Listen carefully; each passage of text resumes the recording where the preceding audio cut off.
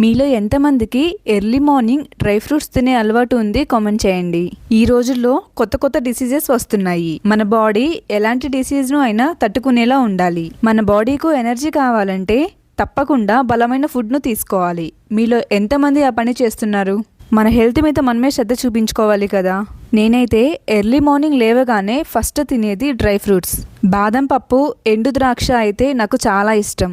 ఈ బాదం పప్పులను డైలీ తినడం వలన మనకు చాలా హెల్త్ బెనిఫిట్స్ ఉన్నాయి. ఇందులో విటమిన్ ఇ, కాల్షియం, మన బాడీకు మేలు చేసే కొవ్వు, పీచు పదార్థాలు ఉంటాయి. బాదంను డైరెక్ట్గా తినకుండా నైట్ వాటర్లో 7 to 8 hours నానబెట్టి పైన ఉన్న తొక్కను తీసి తినాలి. అప్పుడే అందులో ఉన్న పోషకాలు మన బాడీకి తొందరగా వెళ్తాయి. అలా అని బాదం తింటే మంచిదని ఎక్కువగా తీసుకోకండి, లేదంటే లేనిపోయిన సమస్యలు వస్తాయి. ఇందులో ఉండే కాల్షియం వల్ల మన బాడీలో ఎముకలు విరిగిపోకుండా స్ట్రాంగ్గా ఉంటాయి.